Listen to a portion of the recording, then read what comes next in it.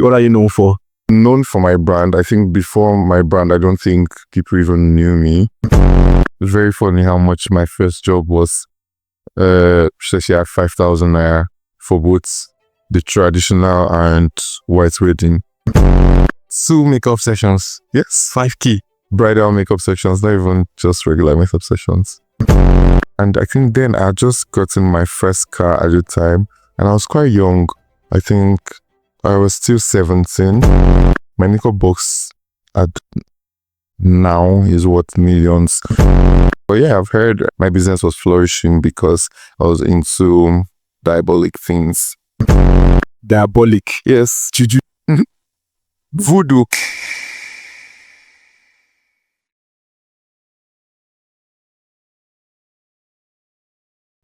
Our house in Makurdi had got burnt at the time, so we went to Lagos. My uncle said we needed a change of environment to help us clear our head and start afresh. So we went to Lagos, and I was still seeking admission into the university at the time. So yeah, I was just there at home, and then we had this wedding. I and my mom, we needed to attend there in Lagos. At the time, I was really enjoying YouTube, so I went on YouTube, checked how to do makeup and probably tie scarf, because my mom used to take a whole long time to tie scarf whenever we were going out. So I was like, okay, instead of letting this woman waste our time tomorrow, let me just check and see how I can tie scarf and how quick to do it. So I went on YouTube, and the video I saw was a video of both makeup and scarf. So the scarf came like later on. There was a whole makeup tutorial before the scarf. I was watching, but I kept moving because my interest was at the end of the video, so I kept moving. But yes, it was interesting.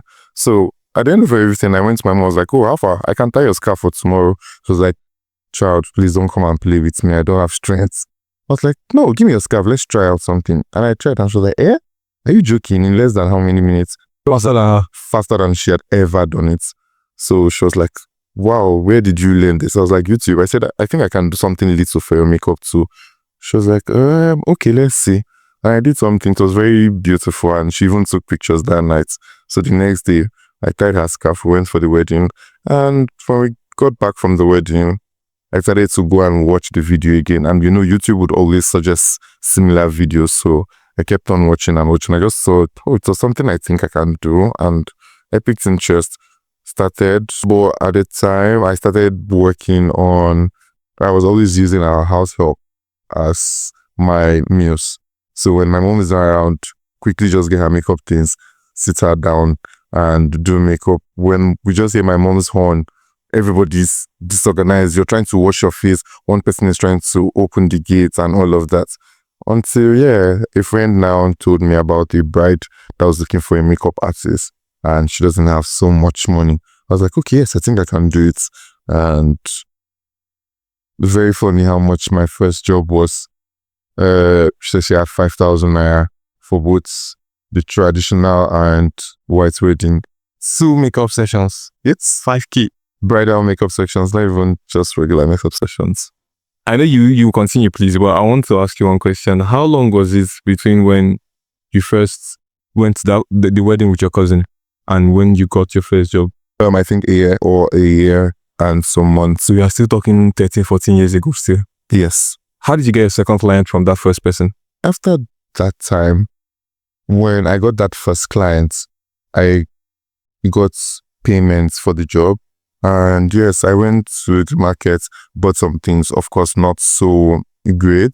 But yes, I got some makeup things, and then I started taking on clients from there. And I know I said I wanted to do a shoot. God has been marvelous, I must say. So I did this shoot. That was like one of my first shoots. I did this shoot at, I think, James Photography. I think Isaac was still working for him then. So I did this shoot, and Isaac posted the picture. The day he posted the picture, I was at the market at a cosmetic store. Some girls were in the same store, and they were like, oh my God, this makeup is so beautiful. It looks like makeup this Lagos makeup artists do. It's so clean, it's so nice. And I was right there like, they were talking about my work, and I was with my friend, and he was just looking at me like, it was quite, it felt good. Of course, he knew because I'd shown everybody the picture before I even posted, and also he knew. And he was just looking at me, and we're just looking at ourselves, and it was really a good feeling to know that someone was talking about your job. And then so many people did not know me, so they did not know the face behind the brand Dudus signature. Even when I got into school, university, I had a job, and the bride's sisters, they were like, oh, we're going to finally see Dudus signature. We're going to finally see Dudus signature. And when I got there, I noticed, oh, my classmate was one of the bride's sisters. When she even saw me at the door, she asked me, what are you doing here? I said, oh, I'm here for a job. I came for a makeup job. She was quiet. I didn't understand why she was quiet. She just took me in. So when she was going in, she now asked her sister in their dialect. She was like, okay, I thought you said it was the signature that was doing your makeup. And so I was like, yes. So when I came in, she was like, this is Dudu's signature. She was like, it's a lie. This guy has been my classmate and we don't even know. So yes, I think after then things changed a little because I became more known in my university, because when I went back to school, she kept telling everybody, oh, this is Dudu's signature, this is. So it felt like, oh, they had been talking about the brand, but there was no face to it. And yeah, that's quite understandable because I'm quite shy, but most people don't even know that part of me. So you are? Yes, I am. Trust me, I am. I'm a very shy person. When I walk into a room, I don't really mingle with so many people. But if you approach me or you walk up to me, that room will not contain us again. Once you make me comfortable in the space, yes, I let loose. But before then, I might not even. So some people even confuse it. They just say, "Oh, he's a snob," or "He's so full of himself. He doesn't like to associate with people." No, just because I'm shy. You know, now back then in the plaza, like I didn't used to talk to anybody at the studio, so most people mistook it for me just being pompous. But the people that were close to me, like most times you'd even hear my voice with them. I can shout, play, run around my studio and all. I've always had the impression that you were outgoing, and I think I understand that. I understood then that it was with the people that you were comfortable with. Exactly. Because in Tonyma's Plaza where we first met, I understand. Even I wasn't very comfortable with mingling with the general public in that space because it's I don't know how to say this in a nice way, but there's a way you would want to keep to yourself in certain settings to kind of maintain your own mindset, to keep your own type of people around, people that give you, how do I say, the people that match, have this your own insights with you. Exactly. So you don't corrupt yourself. Yeah. So that's just the reason, and it's nothing personal. Obviously, it's their prerogative. You don't want to misunderstand it. I really don't even care about what people say most times because I've heard the worst about myself. So when I hear those things, I don't feel bad. What's the worst you've heard about yourself? I swear you don't want me to say it. Yeah, maybe we shouldn't say it. No, you say it. I think we should say it. Right. So is it safe to say? Oh yeah, I think I can say something that yes would be easy to let out. But yeah, I've heard my business was flourishing because I was into diabolic things. Diabolic? Yes. Juju? Voodoo. So I know there was this time a makeup artist knew of him, right? But I don't think we've ever had like a one-on-one encounter. But yes, I could point at this person and say, oh, this person is this person. But we've never met or we've never had like... You could associate the face with his business. Exactly. So I went to a photo studio and I think then I had just gotten my first car at the time and I was quite young. I think I was still 17. So I just got in my first car and I went to a photography studio, my friend's studio actually. So I parked outside and I was rushing inside. So he was at the door. So when I was going inside, I was like, hello. And then I went in. I didn't stay there for long. I just did what I needed to do and then I left. So later on, I was now hearing things that he said. He was like, oh, this small boy, he's so full of himself. Maybe because he thinks his business is hitting off right now. But unless we're not serving God, everything he has put his hand into will fail eventually and all of that. He just saw me and he was like, hello. I was like, for crying out loud, I don't even know you. Like, I could have just walked past, but I said hello. I did say hello to you, but you still feel like, so when I heard it, it was quite funny. I was just laughing. I was like, really, do you think I can go into voodoo to be a makeup artist? No, that's funny. Well, I just laughed about it. That's messed up. Yeah. I've heard that thing about different businesses, and I think it's a result of people wanting to, if you don't want to take responsibility for where you are in life, like if you're not where you want to be in life, for example, or somebody else is doing better than you, the only excuse you can give is that they are doing something that you've not done. And you want to make it seem like it's something that is out of your own control. Meanwhile, somebody's just working harder than you, and he's making sacrifices that you're not making because you want to do other things instead of focusing on your craft or whatever. The funny thing is, I don't even think, most times when people even say, oh, you work hard, I just say no. I just think it's just the grace of God, because I've seen people that work harder than I do and they don't, what's it called? They don't get, or they don't achieve as much as I think I've achieved within my years of being a makeup artist. Because if it's not grace, tell me how you're traveling to a particular city on a particular day and for another client, right? And then somebody is just hitting you up and saying, oh, please, I don't know if you'd happen to be in Abuja by later this evening. We need you to do a makeup for someone that's worth a huge sum of money. And I'm like, wow, okay, yes, I'm available.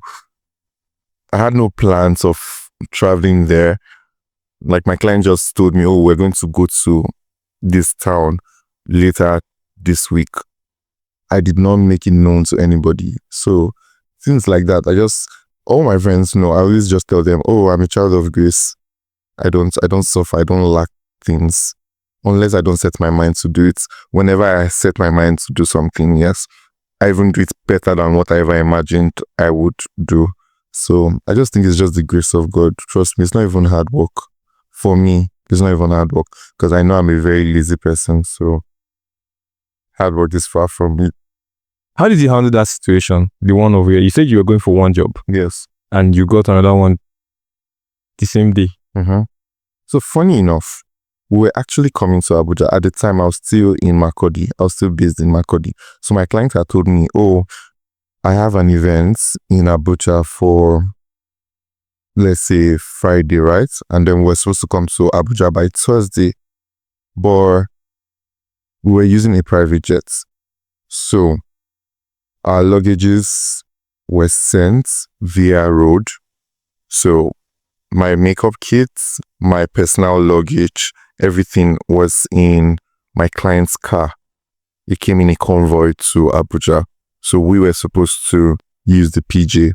We were supposed to just get to Abuja that afternoon, and our luggage would get to town later that evening, since they were using road. So it was going to take a longer time. When this person called me, I was like, my makeup kit is not even here. So how am I even going to do this job? But quickly, I just called one of my students. So I had a student that was based in Abuja at the time. I was like, what's up? Are you around? She said, yes. I said, okay, I'll need your makeup kit later this afternoon, because I think I have a job and I would want to use them. I don't have mine here yet. She was like, okay, good and fine. So she made arrangements, chair, lights, makeup kits, everything. She met me. She got to the location before me, actually. So immediately I got into Abuja, I went straight for the job, and you were able to do that then. I'm noticing that it's because of your students. So I'm going to ask you something else regarding that. I don't know how, from your story so far, yeah, the year you opened your studio in Makurdi, the one I know of in Tonimas, shortly after you opened, you had students. Did you have students before you opened there? You were taking in students before you open hair? When I started makeup, I told you I'm a very easy person, so I don't know how to calculate so much to do something. I'm the kind of person I could just stand up today and say, oh, I think I want to buy this glass. Or maybe I just walk into a supermarket and I see the glass and it's something I've been wanting for long. I just like, okay, I think I want to get this glass. Do I have enough money for it? Yes, I have. And I'll just pay for it. When I started makeup, I had a friend who was a fashion designer at the time. So he used to, he would pick a day. We all would pick a day. I, the designer, the photographer, would all pick a day. And we're not going to do any other thing that day. He would bring his entire collection for the particular season. And we would get models and we would shoot the entire day. So I'm talking 20 outfits, 30 outfits, all to be shot in one day. So that was, but it used to be funny enough. Yeah. Like it was, Sounds like fun. it never felt like stress. Yeah, I like creative work like that. Yeah, so we could just go to the location, we would eat there, probably would even have lunch, late lunch or something. So we went to the location and I was vibing with the photographer. We're talking so much, and that's Aleva Photography. So we're talking so much. Aleva is good. Yeah, very good. So we're playing, and at the end of the day, we just vibe. We just bonded. So after that day, we kept in touch. I was always going to visit him, and he had just opened his first studio at the time. A very small space, nothing too big. And since I was always around him, I just kept my makeup box, just the box. I didn't even have a chair, no lights, nothing. So I just had a makeup kit, a very small kit. So I just kept it there. So whenever probably I have a client, I'll just tell them, okay, meet me up at Aleva's place. I'll do it. But at some point, people started asking, do you take classes? I used to reject because I didn't have a space. Do you understand? So, but when I was there, I was like, oh yes, I have a space. So I think I can take 1 or 2 here. So I was accepting clients, students. I had my first students. I had my second student. And when my second student came, we're getting inquiries for more students. I said, okay, I'm just going to check around for a store if I can get any. So one evening, I just took a walk to Tonimas Plaza and I was asking how much the shop rent there was. And it was very cheap. It was 60,000 naira at the time. And I was like, 60,000 naira, I think I have that line in my account. So when I told my friend wanted to discourage me. He was like, oh, it's not just about the shop rent. Do you know what it takes to furnish a shop? This, that. Trust me, you're going to spend 10 times that money to furnish a makeup studio. And I had shown him pictures of what I wanted in my makeup studio. So he was like, oh, you're going to spend a whole lot. So I think now is not the right time and all. But I was like, no more. I don't care. I think I want to do it. So I went ahead. I paid for the studio, got the furniture man to go there, look at it, showed him the picture of what I wanted. And we got to work. And the rest was history. So bit by bit, I furnished the studio. It didn't even take up to 3 months. I finished the studio, and then from there, started taking students. And in less than 6 months, the studio was filled. Like I had good numbers of students and customers, exactly. So it's just been good, like I said. It's an interesting story, man. What new things have you had to learn in the process of building a business in that line? One thing I've learned to do is learn and unlearn. There are some certain habits that worked for me in the past that is not really working anymore. So I try to see how, okay, out with the old, in with the new. There was a time I could afford to take multiple clients or brides in a day, but it's something that I can't really do right now anymore, because for bridal jobs these days, or even for clients, you find out that you get to a client's place, probably they're installing her hair, or she's trying to fit her dress and all of that. So you have to wait for them to install her hair, or you have to work with the hairstylist together, and that's going to take a longer time. So just imagine you have someone else booked for the next hour. You really can't meet up. What I've learned to do is give every client probably 2 hours. I know that, okay, give or take, in 2 hours I should be done with this person. But that wasn't something I used to do. Before, I could just give a client, okay, I have an appointment with this person by 9, and then I have an appointment with someone else by 10. And then that was in Makurdi, right? Here in Abuja, I could have an appointment with someone in Guzape, and then probably my next client is in Katampe. It's going to take approximately 30 minutes to get to Katampe, so you can't really do that.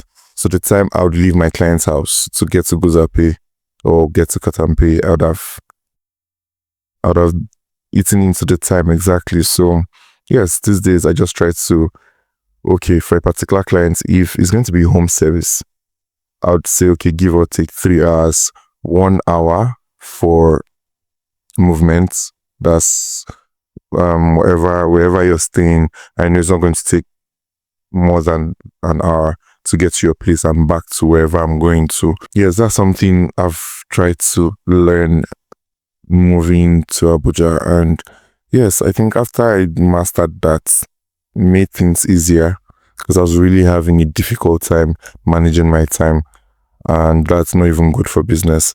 If there's something I don't like to do is keep someone waiting, especially clients. Like, when you get there, it's not a good look, and it takes a whole lot. Like, you have to be a very confident person to still pull out a good job after all of that. Because trust me, when you get to a client's place late, maybe her sister or there's this friend there that's already looking at you. Look at when you came. You want to ruin this wedding. You've just bought everything. I mean, like, maybe they were not even ready, but for the fact that you were not there, they have something to say. So if you're someone that you can't soak in pressure, you'd feel somehow, and you won't even deliver your best after the whole thing, because it will still be your fault. Of course, most times our jobs, you get a new job or a new client, maybe, not even maybe, based on referrals. So if you did not do a good job somewhere, people are going to talk trash about you or about your brand. But when you do a good job, trust me, you'll see people wanting to know who's the makeup artist. I want her number, I want his number. Same goes if you do a bad job. So yes, if you don't know how to manage certain aspects of the business, it's going to still affect your craft. It's not just about knowing how to do a good makeup. You have to understand the business aspects too. I actually do think that the business aspect is something that is very, very much underrated, because these days, makeup artists have turned into content creators, and it's not even funny. That's something I didn't start my brand with, so it's not something I'm so used to. So it's a whole lot. It's a whole lot for me. Like, back then, I could just do a makeup, just do a video when I'm done and just post. But these days, you have to dance and do things. You have to do transitions. Guy, there's this challenge I did recently. I had to be in the video, and that's not something I like doing. I like to be behind the camera, behind the scene. I just want people to know the brand, like what they see. Yes, but not me. But these days, it's a whole lot though. So you have to be ready to work. I think, yeah, but to keep yourself relevant and to sustain the relevance, you have to be moving with the times. True. When you started, there was no such thing as doing content, like I was musicians and stuff like that. There was no such thing. These days, you have to shoot a whole music video on the name of content. But I mean, we move. Thank God for the ability to pull through. That's the most important thing, because I've been doing makeup for 10 years. So I know so many people who started makeup the same time, and they are nowhere to be found. Yeah, it's like with each new innovation or addition to what the craft needs, they fall off because they can't keep up. Exactly. So you just have to be open There was something someone said to me some years back, and I just laughed. I was supposed to go for an upgrade class, and I was telling someone, "Oh, I'm supposed to travel this time," and he was like, "Why? Why are you traveling?" I said, "Oh, I have an upgrade class I'm supposed to attend." He said, "Upgrade? What's that for?" "Ah, you're like one of the best." I just smiled. I was like, "Okay," because I know what I want. I know what I want for my business. So if you're not upgrading as time passes, so will your business pass. So new things are coming, like new techniques, new products. You can't know all of that. So when you're there forming, "Oh, I'm a king," and that's one thing Nigerians know how to do. They'll make you feel so important. And if you let it get into your head, that's where your downfall begins. You're forgetting someone else is watching you, getting inspired and working twice as hard. My dear, trust me, like this Gen Z is the way they even do makeup, like it's different. So if you don't learn how to do that, nobody's going to come patronize you. And I don't want to be someone who's going to dwell in past glory. So as we have a new trend, I'm going to hop on it, whatever it takes. If you want me to come and dance on Instagram for you, I will dance. How do you manage to even do all that? Like the content creating, do you edit yourself? Did you learn how to shoot, or do you get help from somebody else? I've been learning on the job, trust me. So there are sometimes I edit myself. There are sometimes I give someone to help me edit. So, but yeah, if it's something that I think I can handle, I just do a quick edit and post. So I said I wanted to get a camera to start recording my content. That it was so stressful. I had to pack up that camera. It's still somewhere in my wardrobe. I just kept it there. Whoa, why? You didn't know how to use it? Do you know the stress that comes with that? Like you have to record your videos, and it's not just the normal recording that you just stand up and do with your phone and no, you have to get a tripod, make sure your lens everywhere is focused. When you're even still recording, you have to make sure everything is crisp.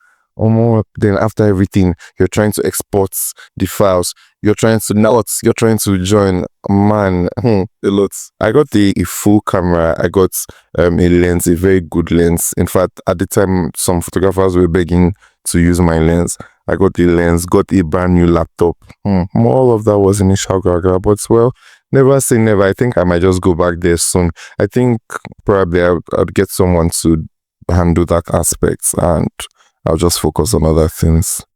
So this all sounds very nice, and your journey has been very, you call yourself a child of grace, so clearly, clearly there's been, it's sounding very easy, and for somebody who's getting inspired by you now, they think they'll get the same thing. But I'd like them to know as well, what are the difficulties that they might face? There's a lot though. First, I think you have to be humble. I'm actually a very humble person, but most people don't even know. Like, most people think I'm proud or something. I don't even know what their idea of being proud is, but I like to believe that I'm a humble person, because when I first started, my first job for a white and a traditional marriage was 5,000 naira for both days. Do you understand? So, but these days, I don't think there's any makeup artist that is just starting that would want to receive 10,000 naira for 2 days, right? I'm not saying people should be cheap, but yes, you don't just look at the people that are up there and then you want to charge whatever they are charging at the time. Yes, it's a gradual process. So today, I think I charge times 10 of that for a studio working. That's if somebody wants to go for an event, not even a bride, nothing. You just want a casual makeup. Yes, I charge almost times 10 of that amount. But I didn't just start charging that. Do you understand? You had to come up gradually. I had to improve my kits. I had to upgrade things in my makeup box. Do you understand? There are things in my makeup. My makeup box now is worth millions, because there are some foundations that are there that are almost 120,000, 100,000. So, and I have bottles of those foundation. So yes, if you don't have some of these things, like some people just say, oh, charge your what. But at the end of the day, are you really charging your what? Or you just feel, oh, that's what you should charge. Some people just say, oh, charge your what, and then before you know, it's getting into your head and you're saying, oh, you that just started makeup, when you're just saying, oh, you're going to charge this or so amount. And then you find out that some people are not even coming to you because you're charging an outrageous price. When I started, I was quite smart about the whole business. I wanted to mingle with people, my seniors, people that are The same industry. yes, people that have been in the industry for years. So they taught me, okay, don't do this, do this, handle this way. Even till date, like when I'm faced with a difficult situation, I still call my seniors in the industry. I'm like, okay, so I have this, or this is happening, and I think I don't know how to go about this. And they're like, okay, how about you do this? How about you do this?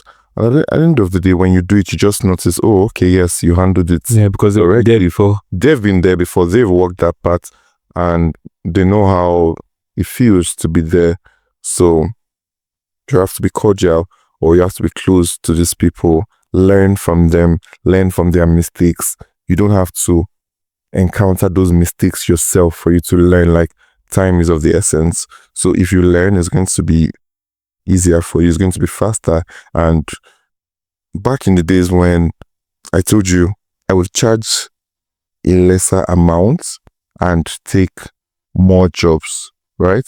So I can charge, if other makeup artists were charging, let's say 50,000 naira, for example, I will charge 30. And when I'm charging 30, I'm going to collect more jobs. And then, yes, with that, I am building my name, being known by so many people, getting little. And at the end of the day, it was amounting to a whole lot. Like when I was in Makurdi, right? I was stocking my makeup kits with high-end products, foreign brands, and some people even thought those brands were fake because they would wonder, how can you afford these things with the environment you find yourself? Not every makeup artist in that city was using those products at the time. But I mean, I was using those products and they were original. Like, I didn't even buy them like in Makurdi. I would come to Abuja and shop for my kits.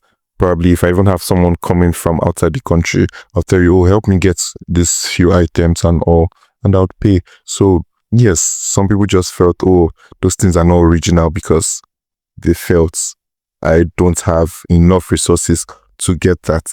There was this day I had 2 brides in 2 different towns. I had a bride in Makurdi and I had a bride in Utukpo, and both for same time. See what I did. I went to the first one very early. I made sure nobody was late. I was there.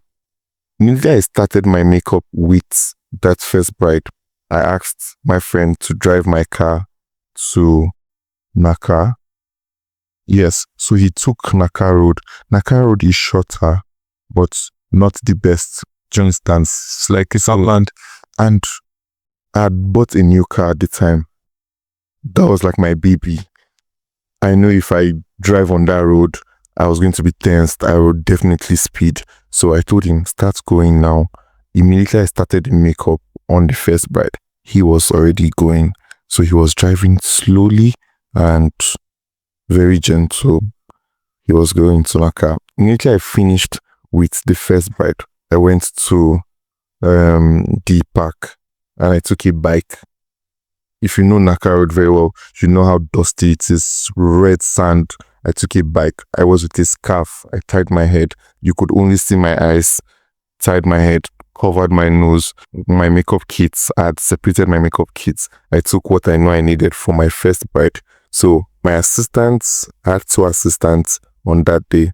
One of my assistants was already in the car with my friend going to Naka, and I had one in Makurdi to assist me with the first bride. So immediately I finished, I got on the bike. I told the bike man, if you hurry up, I'll double your money. And man, that guy almost threw me off that bike.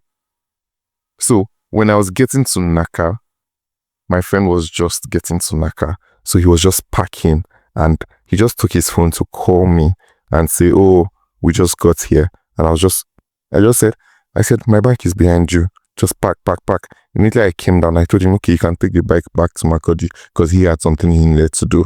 So he took the bike back to Makurdi. So my trip was half the time. Do you understand? When I told my mom this story, she was like, God really blessed you with sense because not so many people would want to think about it. Yes. They will quickly just reject one job. They start asking how you like why this. I got to Utupo in good time for my second bride. Got her ready. In fact, we had enough time, took pictures and all of that before going to. And that's what I always say, right? It takes the grace of God because what if I'm on my way and I have an accident? Do you understand? Everything is going to just stop there. Because a bike from Makurdi to Naka is not a way. I know, my option, man. But when I got to Utupo, I was looking a mess. After everything, I told them, oh, okay, please, I'd like to go to my hotel now. I just went to my hotel, freshened up, and then, of course, when you come out later looking all nice and good, nobody knows what you've been through. So, yes, you have to do some things to get the moolah. So, yeah, I know there are so many other crazy things I know I did, but it just takes the grace of God. Like I said, it's not by your power or by your might. Because imagine you're on your way to Naka and then the bike breaks down and then you're unable to continue the journey. You won't still get there on time. People always say, oh, okay, don't you think that's too much risks? I said, in everything you do in life, there's risks. Because even if you're going a day before, who told you can have an accident? You can have an accident a day before and you will not even make it to your destination. So the fact that you're going that same day, yes, is risky, but you're going to try and commit everything into God's hands. Because if you even go 3 days before, something might even just happen. You might even get to the location, probably get to Utupo on Friday, right? And then you wake up. What if you're unable to wake up on Saturday morning, or you wake up on Saturday morning and then you're so sick and they have to rush you to the hospital? You see, these are the things. These are the risks and the sacrifices you would make that someone else would not make, And when they start to pay off, they say, yeah, he's in jazz. Very funny. Yeah, different things people would just not consider. There are worse things they've said about my business and my success. Some people just say, do you think it's from just makeup? Is it not the makeup all of us were doing? Do you think it's just from makeup that he's doing all this? And I just laugh. I'm like, okay, sorry. Let's all do our own. But one thing I know I don't joke with in my business is God factor. Like God has really been sufficient in my business. Like there are times I'm just looking for money to do one thing and then he's providing money to do like 10 things all at the same time. And I'm wondering, how did we get here? The last time I checked, we're looking for 1,000, but we're now having 5,000 or 10,000. So yeah, just God. I just think God has just been good. Without God, there's nothing. Because imagine I have an accident today and my right hand has to go. I can't do anything with my left hand. I can't even lift anything with my left hand. So I'll be very useless. So it's just God seeing us through, to be honest. It's not by our power, not by our might. This is interesting. I got something. There was a light bulb, or there's something that connected for me when you were talking. When you said you lowered your prices so you could take on more jobs. Mm-hmm. And if somebody's trying to perfect something, some people... But sorry to cut you short. When I say I lowered my price, right? I was not even the cheapest at the time. Some people still said I was expensive. I know when I lowered my price, I didn't lower to the point where, okay, yes, it was just there. No, it was still a good amount. Yes. The thing is, you were not looking to lower your price so that you undercut everybody. You're looking to get more practice and more reps in, you get. Yes. And I've realized if some people want to if you're aiming for perfection, they want to think for 10 hours before the first action. And the people who just do more often, they get to perfection before those who are taking for longer. That's one thing people don't understand. Even I myself, when I don't do makeup for like a week or two, when I come back to practice, it's not so smooth. It doesn't give my best. But when I keep practicing like every time, we learn every time. Like, I could just stay and I'm looking at a fabric, like a fabric someone is wearing, and I'm seeing the colors that played in that fabric, and I'm like, okay, I think if I combine these colors, it would give me a great combination, and I want to try it for my next makeup or something. But most people don't even understand that when you're not practicing all the time, I don't know, to me, I feel like it just goes down. Yeah, it's the same with everything. If you're working out and you leave the gym for a while, you're most going to atrophy down. So there is something we do on the podcast, actually closing tradition. You give us one life advice. It doesn't have to be industry related. It could be, if you like, that has helped you or that you go back to whenever, you're in time of trouble. And you're going to write it down. Okay. Yeah, you're not going to tell us. Oh, okay.